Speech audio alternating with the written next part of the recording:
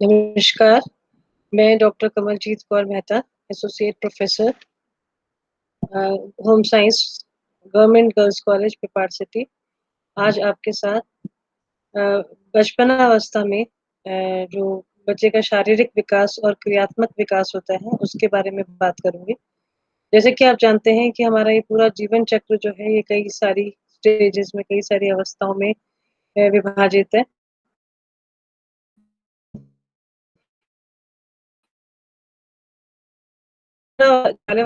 उसको EB Hurlock नाम के जो साइकोलॉजिस्ट हैं, उन्होंने इसको 4 भागों में विभाजित किया है। जैसे सबसे पहले तो जो है वो जिसको हम इन्फेंसी कहते हैं, जिसके बारे में हम पहले बात कर चुके हैं। और फिर उसके बाद में आता है बचपन अवस्था जिसको हिंदी में बेबी इंग्लिश में जिसको बेबीहुड कहा जाता है।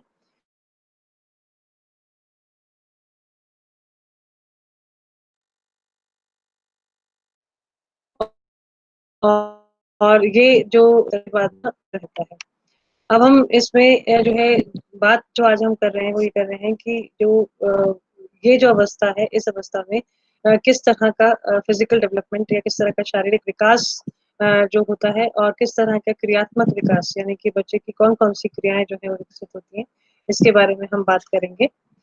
जो शारीरिक विकास से अगर हम बात करें तो शारीरिक विकास जो है उसका तात्पर्य ये होता है कि शरीर में जो बच्चे का शरीर बच्चे का शरीर बढ़ता है या शरीर की जो बढ़त है उसी को ही हम शारीरिक विकास कहते हैं।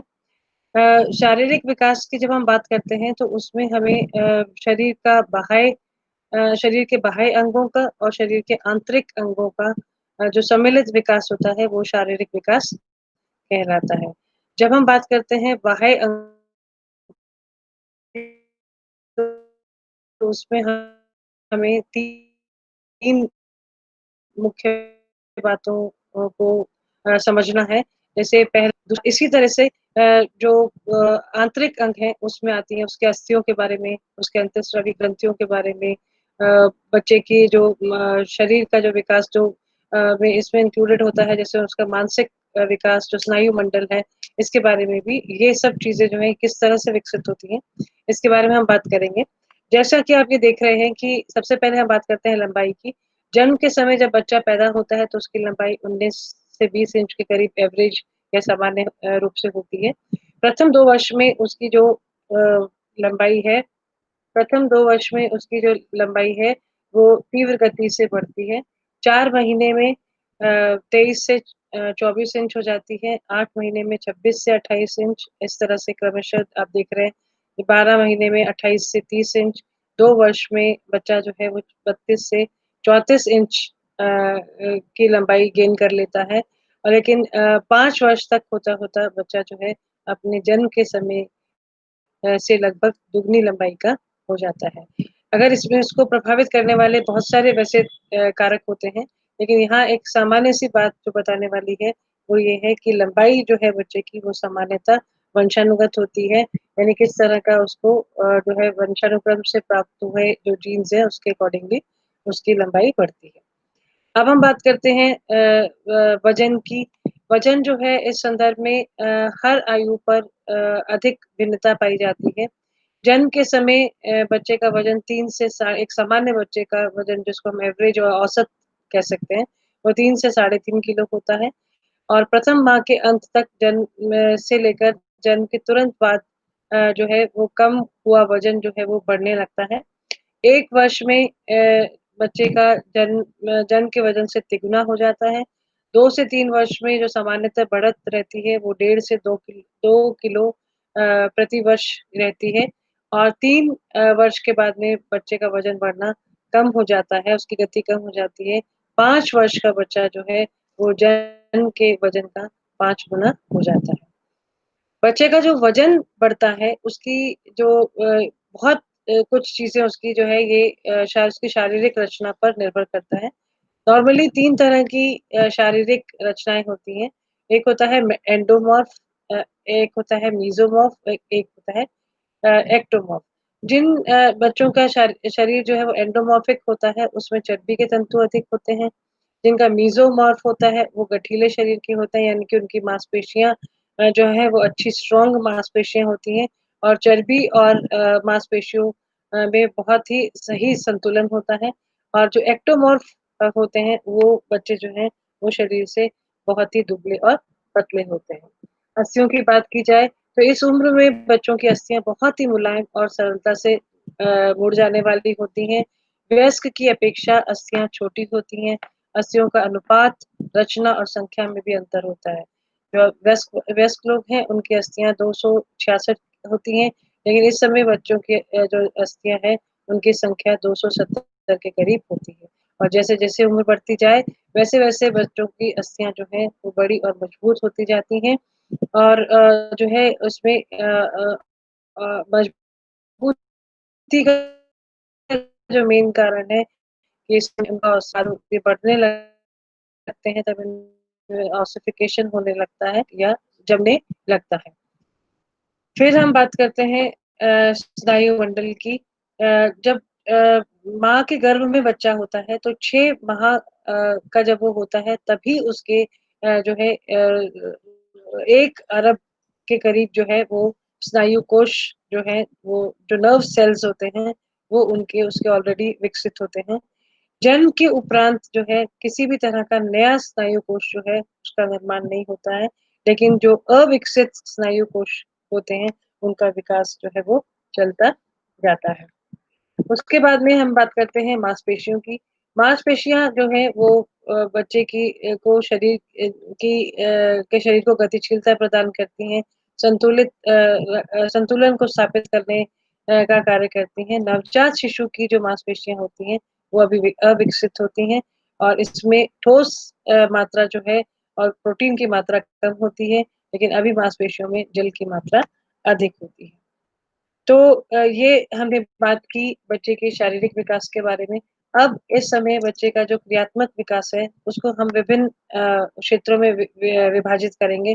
एक आता है सिर का क्षेत्र, फिर उसके बाद में उसके धड़ का क्षेत्र, फिर उसकी जो बाहों में जो विकास होता है। क्रियात उस इन इससे बात करने से पहले मैं आपको क्रियात्मक विकास होता क्या है, इसके बारे में आपको बता दूँ कि क्रियात्मक विकास से हम ये समझते हैं कि जब बच्चा पैदा होता है तो उसकी एक्टिविटीज़ बिल्कुल कम होती हैं, यानी बच्चा हमेशा या तो लेटा रहता है, माँ की गोद में रहता है, लेकिन धीरे-धीरे उसकी जो मसल्स होती हैं और उसमें जो वो जो उसमें स्ट्रेंथ आने लगती है और बच्चा कई तरह की एक्टिविटीज़ करने लगता है, कई तरह की उसकी जो है विकास इसमें होना शुरू होता है।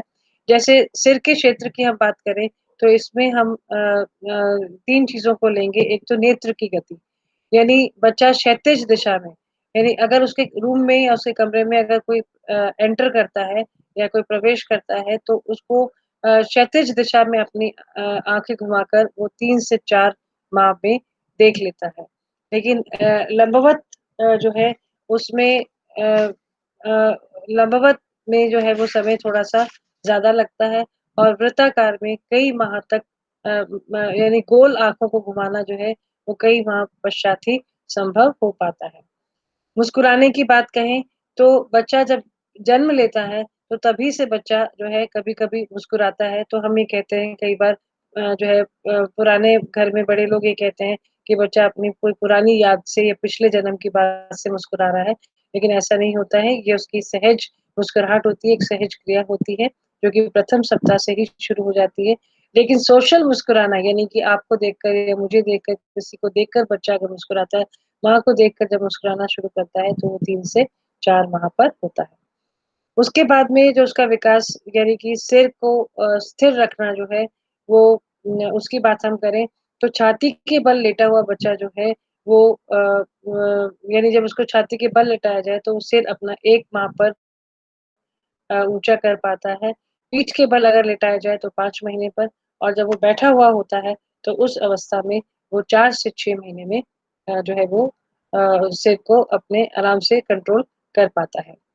फिर हम बात करते हैं धड़ के क्षेत्र की। इसमें 2 मुख्यतः 2 क्रियात्मक विकास संभव होते हैं। एक होता है लुढ़कना और एक होता है बैठना।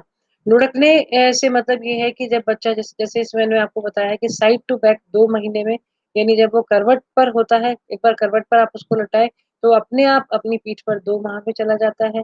बैक टू साइड यानी जो है अपने पीठ पर अगर लेटा हुआ है तो करवट पर वो 4 महीने का होता है तब और संपूर्ण शरीर जो है वो अपने रोल कर पाता है 6 महीने में। बैठने की बात करें तो सहारे के साथ बच्चा 5 क्योंकि बैठना जो है वो पीठ और कमर की मांसपेशियों में विकास पर संभव होता है। सहारे के साथ 5 माह में, बिना सहारे के साथ में कुछ क्षण के लिए 6 माह में और एकदम बिना सहारे के वो 7 माह में बैठना प्रारंभ कर लेता है। उसके बाद में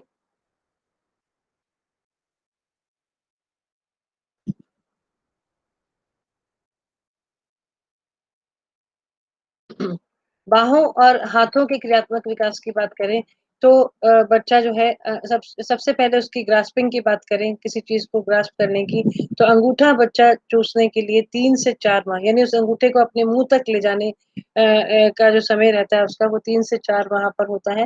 हाथ से पकड़ी हुई वस्तु पर अपने हाथ में अगर कोई वस्तु है उस पे दृष्टि जमाना जिसको आई हैंड कोऑर्डिनेशन कहते हैं, ये 4 से 5 माह में और हथेली द्वारा वस्तु को पकड़ने की शक्ति जो है वो 8 से 10 माह पर आती है और बहुत छोटी वस्तु को पकड़ने की शक्ति का विकास जो है वो 1 वर्ष में होता है। यानी कहने का मतलब होता है कि जिस तरह से हथेली की बड़ी मांसपेशियाँ पहले विकसित होती हैं और उसके बाद में धीरे-धीरे उँगलियों की मांसपेशियों का विकास होता है, तो बच्चे की धारण शक्ति जो है वो बढ़ने लगती है। टाँगों की क्रियात्मक योग्यता का विकास है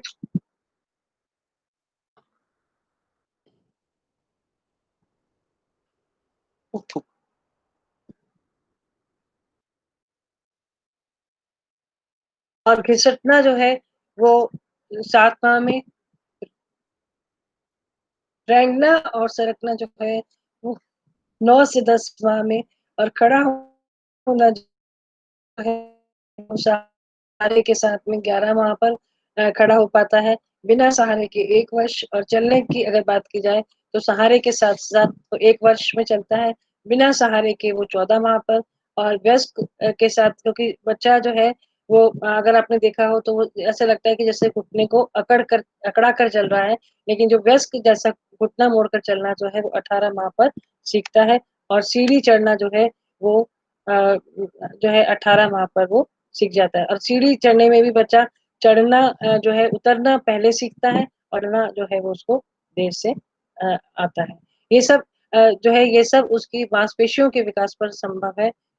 मांसपेशियाँ जो है जैसे-जैसे विकसित होती जाती हैं, वैसे-वैसे जो है उसका ये विकास जो है वो बढ़ता जाता है और लेकिन ये जो सारी जो चीज़ें मैंने आपको बताई, वो सब सारी जो चीज़ें आपको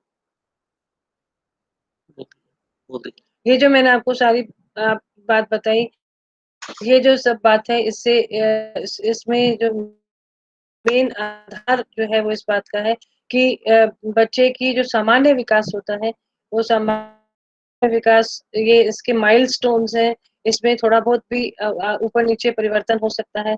कुछ बच्चे जो हैं वो इस विकास को या ये जो माइलस्टोन्स हैं, इनको जल्दी प्राप्त करते हैं और कई बच्चे जो हैं क्योंकि इस पे इन दोनों जो शारीरिक विकास और क्रियात्मक विकास है, इसको प्रभावित करने वाले कई सारे कारक होते हैं। बच्चे का आहार, बच्चे का जो है हेरिडिटी होती है, किस तरह का मदर का न्यूट्रिशन उसके जन्म से पहले जो गर्भावस्था में उसने लिया, ये सब बातें भी उसको प्रभावित करती हैं। तो इसी जो है मुझे आशा है कि मैं अपनी बात आपको अच्छे से समझा सकी और मेरी बात आप तक ज़रूर पहुँची होगी और इसके लिए आपको पेशेंट लिसनिंग के लिए आपका धन्यवाद।